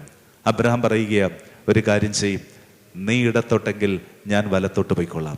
നീ തലപൊക്കി നോക്കി ഇഷ്ടമുള്ള സ്ഥലം തെരഞ്ഞെടുക്കുക. നീ ഇടത്തോട്ടെങ്കിൽ ഞാൻ വലത്തോട്ട് പോയിക്കൊള്ളാം. അതെ, ഇവിടെ അബ്രഹാമിന്റെ ജീവിതത്തിൽ അനുഗ്രഹം പ്രാപിക്കുവാൻ, തലമുറ അനുഗ്രഹിക്കപ്പെടുവാൻ, പേർ വലുതാകുവാൻ, അനുഗ്രഹമായി തീരുവാൻ ഇടയാക്കിയത് അവന്റെ ജീവിതത്തിൽ നോക്കുകയും അവൻ നല്ലത് ത്യജിക്കുകയാ. അബ്രഹാമിന്റെ കൂടെയാ ലോത്ത് ഇറങ്ങി വന്ന, ലോത്തിന്റെ കൂടെയല്ല അബ്രഹാം വന്നത്. എന്നിട്ട് പോലും തിരുവചനം വായിക്കുമ്പോൾ തിരുവചനം പറയുന്നു, അബ്രഹാം ലോത്തിനോട് പറയുക, ഇളയ സഹോദരനോട് പറയുക, നീ ഇഷ്ടമുള്ളത് തെരഞ്ഞെടുത്തു കൊള്ളുവാൻ. ലോത്ത് തലമുക്കി നോക്കിയപ്പോൾ നീരോട്ടമുള്ള പ്രദേശമായി സോദോം ഗോമോറ കണ്ടു.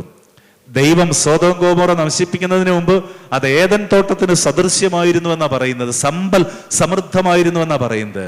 ലോത്ത് തലമുക്കി നോക്കിയപ്പോൾ സമ്പൽ സമൃദ്ധി വിളയുന്ന ഏദൻ തോട്ടം പോലെയുള്ള സോദോം ഗോമോറ കണ്ടപ്പോൾ ലോത്ത് പറഞ്ഞു, എനിക്കത് മതിയെന്ന്. അബ്രഹാം യാതൊരു പിണക്കവും പറഞ്ഞില്ല, യാതൊരു പരിഭവവും പറഞ്ഞില്ല. ഇതാ സെലക്ഷൻ തന്റെ സഹോദരന് കൊടുക്കുക. ഞാൻ നിങ്ങൾ ഓർക്കുക, ഇന്ന് ഭവനങ്ങളിലൊക്കെ ഏറ്റവും കൂടുതൽ കലഹങ്ങൾ ഉണ്ടാകുന്നത് ഈ സ്വത്ത് ഭാഗം വെക്കുമ്പോഴാണ്, ഇല്ലേ? വല്ലാത്ത അസ്വസ്ഥത, വല്ലാത്ത ആശങ്ക, എരിച്ചിൽ, പുകച്ചിലില്ലേ? ഒരു വല്ലാത്ത കലഹം പുകയുന്നത് ഈ സ്വത്ത് പങ്കുവെക്കുമ്പോഴാണ്. നമ്മളൊക്കെ എന്തൊക്കെ പറഞ്ഞാലും ആരെങ്കിലും കൊണ്ടുപോകുന്നതാണോ ഇത്? ആരനുഭവിക്കുമെന്ന് ആരും അറിയുന്നില്ല. ഇത്രയൊക്കെ സമ്പത്തുണ്ടാക്കി വെച്ചാലും ഒടുവിൽ മരണക്കിടക്കയിൽ ഒരു തുള്ളി വെള്ളം കിടക്കുന്നത് പേരും അറിഞ്ഞുകൂടാത്ത, മുഖം അറിഞ്ഞുകൂടാത്ത ഏതെങ്കിലും മുഖം മൂടിയ നേഴ്സുമാരായിരിക്കും. കാരണം മാസ്ക് ഇട്ടുകൊണ്ടാണല്ലോ നിൽക്കുന്നത്, ഒന്നും അറിഞ്ഞുകൂടാത്തവരായിരിക്കും, ഇല്ലേ? ഹോം നേഴ്സോ അല്ലെങ്കിൽ ICUവിലെ സിസ്റ്റർമാരോ ഒക്കെ ആയിരിക്കും.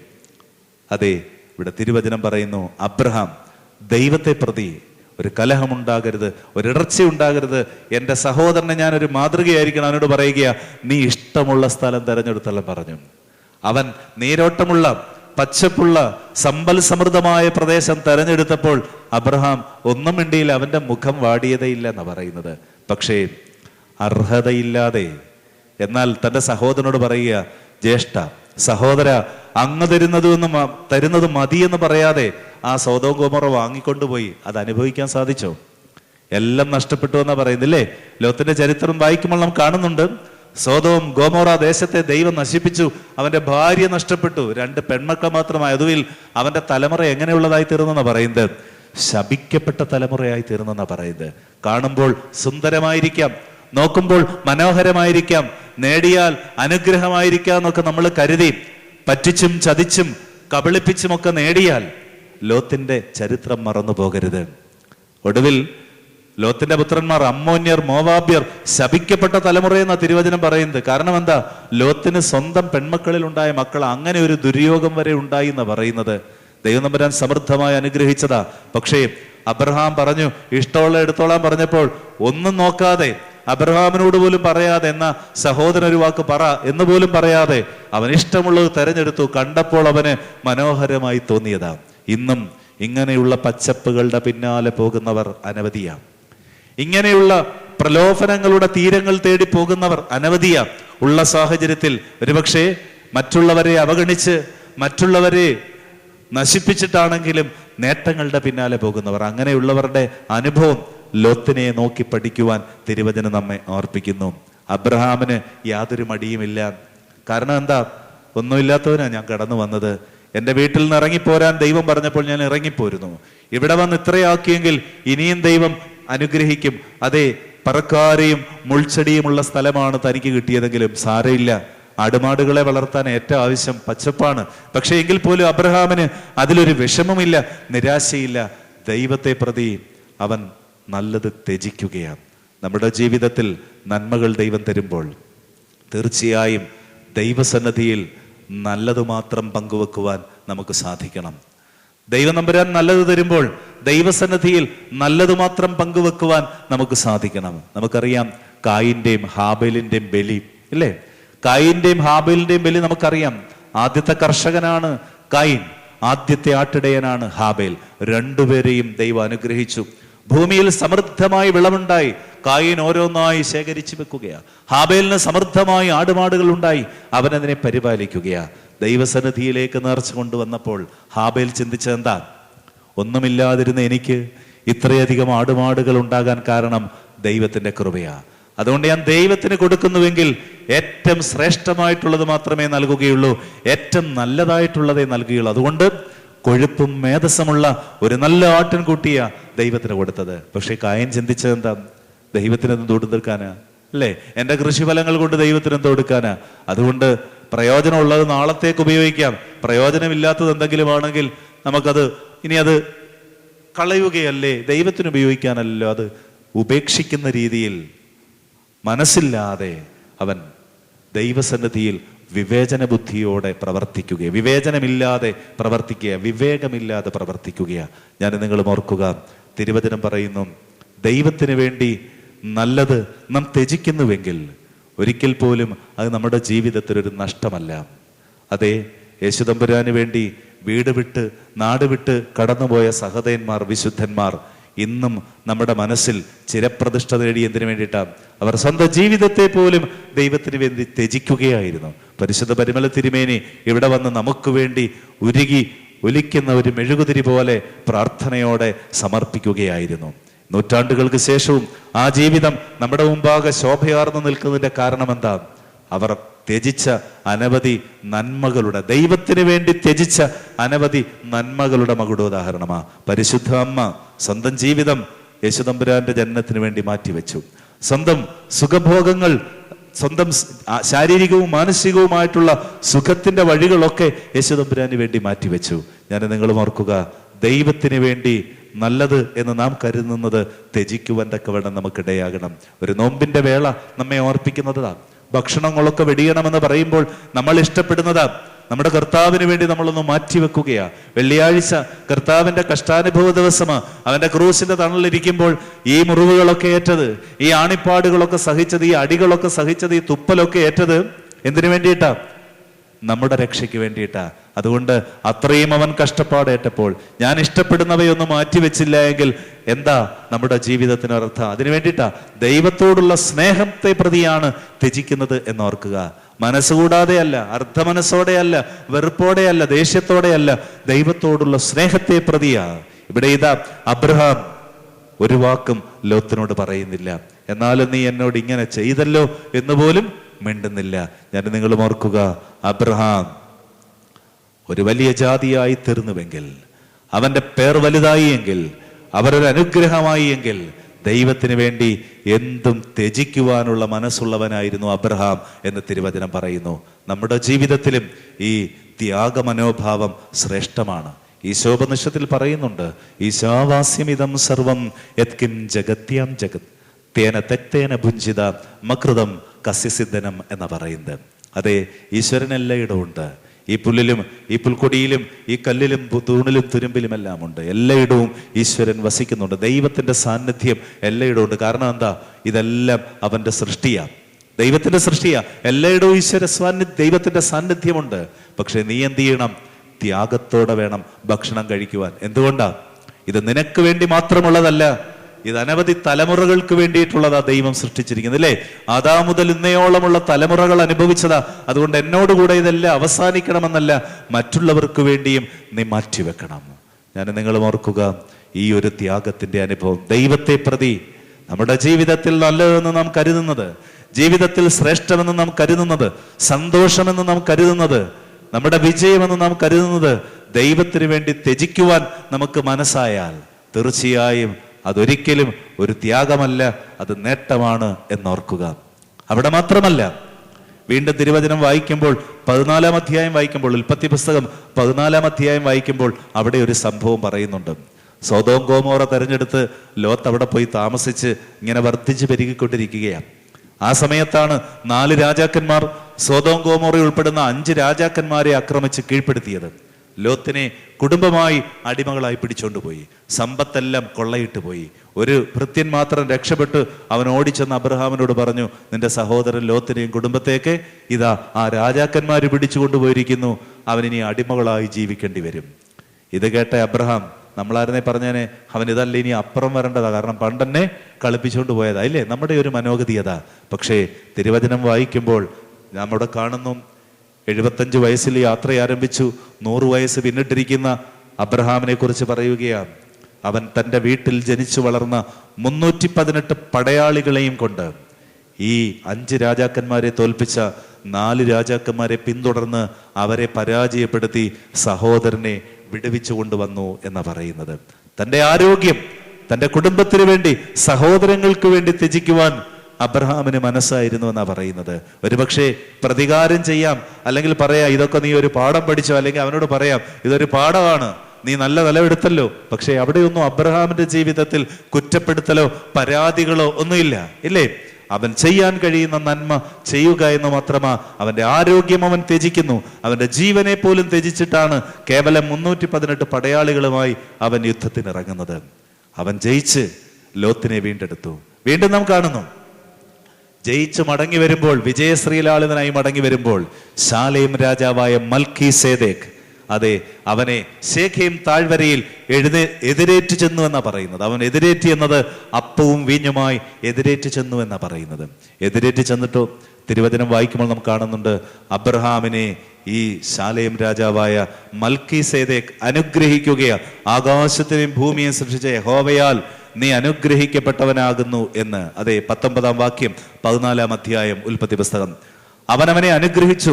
സ്വർഗത്തിനും ഭൂമിക്കും നാഥനായ അത്യുന്നതനായ ദൈവത്താൽ അബ്രഹാം അനുഗ്രഹിക്കപ്പെടുമാറാകട്ടെ. ഈ ആശംസയാ, ആകാശത്തെയും ഭൂമിയെ സൃഷ്ടിച്ച കർത്താവിനാന്നുള്ള ഈ ആശംസയാ, ഈ അനുഗ്രഹ വചസ്സുകളാ ഓരോ ആരാധനയുടെയും അവസാനത്തിൽ നാം കേൾക്കുന്നത്. വിജയശ്രീലാളിതനായി മടങ്ങി വന്ന അബ്രഹാമിനെ ശാലേം രാജാവായ, സമാധാനത്തിന്റെ രാജാവായ മൽക്കീസേദെക്ക്, രാജാവും പുരോഹിതനുമായവൻ അനുഗ്രഹിച്ചതാണ് അത്. ഒടുവിൽ അനുഗ്രഹമൊക്കെ കഴിഞ്ഞപ്പോൾ മൽക്കീസേദെക്ക് അബ്രഹാമിനോട് പറഞ്ഞു, നീ ഒരു കാര്യം ചെയ്യും, ഈ സമ്പത്ത് മുഴുവൻ നീ എടുത്തോളൂ. അവർ വെട്ടിപ്പിടിച്ചതാ, പക്ഷെ ഇപ്പൊ ഇത് ഇവിടെ ശേഷിച്ചിരിക്കുക, നീ തിരിച്ചെടുത്തല്ലോ. ഈ സമ്പത്ത് മുഴുവൻ നീ എടുത്തു, പക്ഷേ ഈ അഭ്യാസികളായ 318 പേരെ എനിക്ക് തരണം. ഈ അഭ്യാസികളായ 318 പേരെ എനിക്ക് തരണം. കാരണം എന്താ? ഒരു രാജാവിന്റെ കണ്ണ് എപ്പോഴും ഭടന്മാരിലാണ്, അവന്റെ സൈന്യത്തിന്റെ ബലത്തിലാണ്. തങ്ങൾക്ക് സാധിക്കാത്തത് 5 രാജാക്കന്മാർ ഒരുമിച്ച് നിന്നിട്ട് സാധിക്കാത്തത് അബ്രഹാം 318 പേരെയും കൊണ്ട് പോയപ്പോൾ സാധിച്ചുവെങ്കിൽ എന്തുമാത്രം അഭ്യാസികളായത്. അതുകൊണ്ടൊരു കാര്യം ചെയ്യ്, ഈ സമ്പത്ത് മൊത്തം നീ എടുത്തു, പക്ഷേ ഈ 318 പേരെ എനിക്ക് തരണം. അബ്രഹാം അതിന് കൊടുത്തൊരു മറുപടിയുണ്ട്, നീ എന്നെ അനുഗ്രഹിച്ചുവെന്ന് ആരും പറയരുത്. ഞങ്ങൾ കഴിച്ച ഭക്ഷണമല്ലാതെ ഞങ്ങളൊന്നും ഇവിടുന്ന് എടുക്കുന്നില്ല. അതുകൊണ്ട് ഞാൻ നിനക്ക് സകലത്തിലും ദശാംശം തരാം, എനിക്കുള്ള സകലത്തിലും ദശാംശം തരാമെന്ന് പറഞ്ഞ് മടങ്ങിപ്പോകുകയാണ്. ഒരു വലിയ ഓഫറാണ് ഈ ശാലേം രാജാവ് മുമ്പോട്ട് വെച്ചതല്ലേ, ഇത്ര വലിയ സമ്പത്ത്. പക്ഷേ ഓർക്കുക, അവന്റെ ദൈവത്തെ പ്രതി അവനത് പൂർണ്ണമായും ത്യജിക്കുകയാണ്. എനിക്കിത് വേണ്ട, അതിനേക്കാൾ വലിയത് മനുഷ്യശേഷിയാണ്. അതൊരു വലിയ തിരിച്ചറിവ് അബ്രഹാമിനുണ്ടായിരുന്നു. Human resource. ഞാൻ നിങ്ങൾ ഓർക്കുക, നമ്മളൊക്കെ വലിയ സാധ്യതകളാണ്, മറന്നുപോകരുത്. ഇന്ന് പലപ്പോഴും നമ്മുടെയൊക്കെ വീട്ടിൽ കുടുംബം ചെറുതായിക്കൊണ്ടിരിക്കുക, 1-2 പേരൊക്കെ ആയിക്കൊണ്ടിരിക്കുകയാണ്. 10-12 പേരുള്ളപ്പോൾ അന്ന് സമ്പത്ത് കുറവായിരുന്നുവെങ്കിലും ദൈവം അനുഗ്രഹകരമായി നടത്തി. അവരുടെ അധ്വാനമാണ്, ആ മനുഷ്യശേഷിയുടെ പ്രവർത്തനമാണ് ഇന്ന് നമ്മുടെ ഐശ്വര്യത്തിനും അനുഗ്രഹത്തിനും കാരണം. ആള് കുറയുമ്പോൾ ഈ മനുഷ്യശേഷി കുറയുകയാണ്, നമ്മൾ മറന്നു പോകരുത്. അതുകൊണ്ടെന്താ, ഇന്ന് പലപ്പോഴും ഈ മനുഷ്യശേഷി നാം പണയം വെക്കുകയാണ്. വൻകിട കമ്പനികളൊക്കെ ലക്ഷങ്ങൾ കൊടുത്ത് നമ്മളെ വിലക്കെടുത്തുകൊണ്ട് പോവുകയാണ്. ഒടുവിൽ വീട്ടിലൊക്കെയോ വലിയ ബംഗ്ലാവ് മാത്രം ഒറ്റപ്പെട്ട് നിൽക്കുക. പ്രായമായ ഒരു അപ്പച്ചനോ ഒരമ്മച്ചിയോ ആ വീട്ടിന്റെ ഏതെങ്കിലും മൂലയെ കാണാം. നോക്കാൻ എവിടെന്നെങ്കിലും കൊണ്ടുവന്ന് ഇനി ബംഗാളികളെ അതിനും തിരക്കണം, ഇല്ലേ? ഒരു ഹോം നേഴ്സും. അങ്ങനെ ഒരവസ്ഥയിലേക്ക് മാറിക്കൊണ്ടിരിക്കുക. നമ്മുടെ മനുഷ്യശേഷി ഒക്കെ പണയം വെക്കുന്ന ഒരവസ്ഥയിലേക്ക് എത്തുകയാണ്. നല്ലതാണ് ജീവിതവും ജോലിയും ഒക്കെ, പക്ഷെ ഓർക്കുക, അബ്രഹാം പണ്ടേ ഇത് തിരിച്ചറിഞ്ഞ ആളാണ്. എത്ര സമ്പത്തുണ്ടായിട്ടും കാര്യമുണ്ടോ? അവന്റെ പടയാളികളെ വിട്ടുകൊടുക്കാൻ തയ്യാറായില്ല. ആ സമ്പത്ത് അവൻ നിഷ്കരുണം ത്യജിച്ച് കളയുകയാ, ദൈവത്തെ പ്രതിയാ. അവനോട് കൂടെയുള്ളവരെ അവൻ ഉപേക്ഷിക്കാൻ തയ്യാറാകുന്നില്ല. എന്ന് നമുക്കറിയാം, നേട്ടങ്ങളൊക്കെ കിട്ടുമെന്നറിഞ്ഞാൽ എന്തു വേണമെങ്കിലും വിട്ടിട്ട് ആ നേട്ടത്തിന്റെ പിന്നാലെ നാം പോകും. അതെ, അനുഗ്രഹം നാം ആഗ്രഹിക്കുന്നുവെങ്കിൽ, നീ ഒരു വലിയ അനുഗ്രഹമാകുമെന്ന് അബ്രഹാമിനോട് ദൈവം പറഞ്ഞുവെങ്കിൽ, ഞാൻ നിന്നെ വലിയൊരു ജാതിയാക്കുമെന്ന് തിരുവചനത്തിൽ അബ്രഹാമിന് ദൈവം വാഗ്ദത്തം കൊടുത്തുവെങ്കിൽ, മാത്രമല്ല നിന്റെ പേർ വലുതാക്കുമെന്ന് പറഞ്ഞുവെങ്കിൽ, അവൻ ദൈവത്തെ പ്രതി അവന്റെ ജീവിതത്തിൽ എന്തും ത്യജിക്കുവാനുള്ള മനസ്സുണ്ടായിരുന്നു. അവന്റെ ആരോഗ്യം മാത്രമല്ല സമ്പാദ്യം അവൻ ദൈവത്തെ പ്രതി ത്യജിക്കുകയായിരുന്നു എന്ന് തിരുവചനം നമ്മെ ഓർപ്പിക്കുന്നു. മൂന്നാമത്, യഹോവയാം ദൈവം അബ്രഹാമിനെ അനുഗ്രഹിച്ചതിൻ്റെ മൂന്നാമത്തെ കാരണം, ദൈവത്തിന് എന്തും നൽകുവാനുള്ള മനസ്സ്. ത്യജിക്കുക മാത്രമല്ല, എന്തും ദൈവത്തിന് നൽകുക എന്നുള്ളതും ഒരു വലിയ കാര്യമാണ്. ദൈവത്തിന് വേണ്ടി എന്തും നൽകുവാനുള്ള മനസ്സ് അബ്രഹാമിന്റെ ജീവിതത്തിൽ ഉണ്ടായിരുന്നു. അതിന്റെ പൂർത്തീകരണമാണ് നാം കാണുന്നത് ഉൽപ്പത്തി പുസ്തകം 22-ാം അധ്യായത്തിൽ. ഉൽപ്പത്തി പുസ്തകം 22-ാം അധ്യായത്തിൽ അവനൊരു കുഞ്ഞില്ലായിരുന്നു. ഒടുവിൽ അവൻ വാഗ്ദത്തം ക്ഷമയോടെ കാത്തിരുന്ന് ഒരു കുഞ്ഞിനെ ലഭിച്ചു. അവന്റെ പേര് ഇസഹാക്ക്, ഇല്ലേ? ഇസഹാക്കിനെ ലഭിച്ചു. അവന്റെ മുലകുടി മാറി. അപ്പോഴാണ് അബ്രഹാമിനെ ദൈവം വിളിച്ചത്, അബ്രഹാമേ, നിന്റെ ഏകജാതനെ എനിക്ക് വേണ്ടി ബലിയർപ്പിക്കണം. തിരുവചനം വായിക്കുമ്പോൾ നാം കാണുന്നുണ്ട്, അവനവന്റെ ഭാര്യയോട് പോലും ഒന്നും പറഞ്ഞില്ല. പിറ്റേ ദിവസം അതിരാവിലെ എഴുന്നേറ്റ് ആ കുഞ്ഞിനെയും കൊണ്ട് അവൻ മോറിയ മലയിലേക്ക് പോവുകയാണ്. നമ്മളൊന്ന് ശ്രദ്ധിക്കേണ്ട കാര്യം അതല്ല. നമുക്കറിയാം, ഒരു വിഷമ വാർത്ത നാം കേട്ടാൽ നമ്മുടെ മുഖത്ത്, നമ്മുടെ പ്രവൃത്തിയിൽ അത് പ്രകടമാകും, ഇല്ലേ? ഒരു വിഷമകാര്യം വന്നാൽ, ഒരു പ്രതിസന്ധി വന്നാൽ നമ്മുടെ ഭാര്യ നമ്മളോട് ചോദിക്കും, എന്താ നിങ്ങൾ ഇങ്ങനെ ഇരിക്കുന്നത്, അല്ലേ? എന്താ നിങ്ങൾ കഴിക്കാത്തത്? അവർക്ക് തിരിച്ചറിയാം, നമ്മുടെ കൂടെയുള്ളവർക്ക് തിരിച്ചറിയാം. പക്ഷേ സാറയ്ക്ക് അത് അറിയാൻ സാധിച്ചില്ല. കാരണം എന്താ? അബ്രഹാമില് ഒരു മാറ്റം ഇല്ലായിരുന്നു. അതാണ് അബ്രഹാമിന്റെ ജീവിതത്തിലെ വിശ്വാസം എന്ന് പറയുന്നത്. അതാണ് അബ്രഹാമിന്റെ ദൈവാശ്രയം എന്ന് പറയുന്നത്. അവന്റെ മുഖം വാടിയില്ല, അവന്റെ ഹൃദയം പതറിയില്ല. അവൻ പിറ്റേന്ന് അതിരാവിലെ ആരാധനയ്ക്കായി ആ മകനെയും വിളിച്ചുകൊണ്ട് മോറിയ മലയിലേക്ക് പോവുകയാണ്. ദൈവത്തിന് എന്തും നൽകുവാനുള്ള ഒരു മനസ്സ്. ആ പോയ വഴിയിലും അവന്റെ ആരാധനയുടെ വഴി, അവന്റെ ആരാധനയുടെ ശീലം അവൻ മറന്നില്ല. അവിടെ നാം കാണുന്നുണ്ട്, അവൻ വിറകെടുത്ത് ആരുടെ ചുമലിൽ വെച്ചു എന്നാ പറയുന്നത്? തന്റെ ചുമലിലല്ല, തന്റെ മകന്റെ ചുമലിൽ വെച്ചു. കാണുന്നവര്, വേദപുസ്തകം വായിക്കുന്നവരും പറയും, എന്ത് ദുഷ്ടനാ, ആ കുഞ്ഞിനെ കൊല്ലാൻ കൊണ്ടുപോവാ, ബലിയർപ്പിക്കാൻ കൊണ്ടുപോവാ, എന്നിട്ടും ആ ഭാരം അവന്റെ തോളിലാണല്ലോ വെച്ചതെന്ന്. നമുക്കറിയാം, ഇന്ന് നമ്മൾ എന്തെങ്കിലും ഭാരം നമ്മുടെ തലമുറയുടെ കയ്യിൽ കൊടുക്കുമോ? ഒരു സ്കൂൾ ബാഗിന്റെ ഭാരം പോലും നമ്മുടെ കുഞ്ഞുങ്ങൾക്ക് വേണ്ട. അത് ചുമന്നുകൊണ്ട് വണ്ടിയെ കയറ്റി കൊടുക്കുന്നത് മമ്മിയോ ആന്റിയോ അല്ലെങ്കിൽ വല്യമ്മച്ചിയോ ആരെങ്കിലും. അതുപോലും എടുക്കാൻ നമ്മൾ അനുവദിക്കുകയില്ല. നമ്മുടെ കുഞ്ഞുങ്ങൾക്ക് ഒരു ചെറിയ ഭാരം പോലും കൊടുക്കാൻ അനുവദിക്കുകയില്ല. അതുകൊണ്ടാ അവരെ വയറു നിറച്ച് ഭക്ഷണമൊക്കെ കൊടുത്തിട്ട് എവിടെയും വിടത്തോളം, എല്ലാം ഒരു ഭാരം പോലും കൊടുക്കുകയില്ല. ഇവിടെ ഇതാ അബ്രഹാം നമുക്ക് കാണിച്ചു തരുന്ന ആരാധനയുടെ ഒരു വഴിയുണ്ട്, അവന്റെ ശൈലിയുണ്ട്. ആ കുഞ്ഞിന്റെ ചുമലിലാണ് അവൻ എന്ത് വെച്ചിരിക്കുന്നത്? ആ വിറക് കെട്ട് വെച്ചിരിക്കുന്നത്. ഒരുപക്ഷെ ആ വിറകുരഞ്ഞ് ഇവിടെ ചെറിയ പാടുകൾ ഉണ്ടാകും. അത് ആരാധനയുടെ തഴമ്പുകൾ. അവൻ വളർന്നു വരുമ്പോൾ, അവന് കുളിക്കുമ്പോഴും അവന്റെ ശരീരം തടവുമ്പോഴും ഓർക്കും, ഇതെന്താ? എൻ്റെ കുഞ്ഞുനാള് മുതൽ ഞാൻ പള്ളിയിൽ പോയതിൻ്റെ, ബലിയർപ്പിക്കാൻ പോയതിൻ്റെ ഓർമ്മയാണ് അവനെ വിട്ടുമാറാതെ നിൽക്കുന്നത്. ഓർക്കുക, ഇതുപോലെയുള്ള ആരാധനയുടെ അനുഭവം നമ്മുടെ കുഞ്ഞുങ്ങൾക്ക് കൊടുക്കണം. വിശന്ന് നോമ്പനുഷ്ഠിച്ച് വിശുദ്ധ കുർബാന അനുഭവിക്കുന്നത് ഞാനൊക്കെ എൻ്റെ പൈതൽ പ്രായത്തിലെ ആരാധനാനുഭവങ്ങൾ സജീവമായി നിൽക്കുന്ന കാഴ്ചയാണ്. ഞങ്ങളുടെ പള്ളി എന്ന് പറയുന്ന ഒരു കൊച്ചു പള്ളിയാണ്, 10-30 വീടേ ഉള്ളൂ. അവിടെ ഒന്നും കഷ്ടാനുഭവാഴ്ചയോ അല്ലെങ്കിൽ മറ്റൊന്നുമില്ല. മാസത്തിലൊരിക്കലും കാണും ഒരു കുർബാന കാണും. ഒരു ഓശാനയ്ക്കോ അല്ലെങ്കിൽ ഒരു പെസഹായിക്കോ കുർബാന കൊള്ളണമെങ്കിൽ 5 കിലോമീറ്ററോളം ഒക്കെ നടന്നു പോകണം. അന്നത്തെ ആരാധനയുടെ വഴി ഇപ്പോഴും ഓർക്കുന്നുണ്ട്. രാവിലെ രാത്രി 1 മണിയാകുമ്പോഴേ വിളിച്ചുണർത്തി ചൂട്ടും കത്തിച്ച് ഒരു കൂട്ടാളുകളായിട്ട് ആ പള്ളിയിലേക്ക്, അല്ലയുടെ വലിയ പള്ളിയിലേക്ക് പോകുന്ന കാഴ്ച. അവിടെ ചെന്ന് അവിടെ ഇരുന്ന് ചിലപ്പോൾ ഉറങ്ങിയാൽ പോലും മണിയുടെ ശബ്ദമൊക്കെ ഇട്ട് ചാടി എഴുന്നേറ്റ് വിശുദ്ധ കുർബാന കൊള്ളുന്ന ഓർമ്മ. ഒരുപക്ഷെ വേദനയുടെയും പ്രയാസങ്ങളുടെയും ആരാധനയുടെ വഴിയിൽ നമുക്കിന്ന് തലമുറയെ നടത്തുവാൻ വളരെ പ്രയാസമാണ്, ഇല്ലേ? തലമുറയെ നടത്തുവാൻ വലിയ പ്രയാസമാണ്. അബ്രഹാമിന്റെ ജീവിതം പറയുകയാണ്, അവന്റെ ഏറ്റവും പ്രതിസന്ധി ഘട്ടത്തിൽ പോലും, തൻ്റെ കുഞ്ഞിനെ ബലിയർപ്പിക്കുവാൻ കൊണ്ടുപോയ ഘട്ടത്തിൽ പോലും അവൻ ആരാധനയുടെ വഴി ക്രമീകൃതമായി ചിട്ടയോടുകൂടെ നിർവഹിക്കുകയാണ്. വീണ്ടും നാം വായിക്കുന്നു, ആ ചുമട് തൻ്റെ മകന്റെ തോളിൽ വെച്ചിട്ട് തീയും കത്തിയും അവൻ എടുത്തു എന്നാ പറയുന്നത്. അപകടകരമായ 2 വസ്തുക്കളാ ഈ തീയും കത്തിയും എന്ന് പറയുന്നത്, ഇല്ലേ?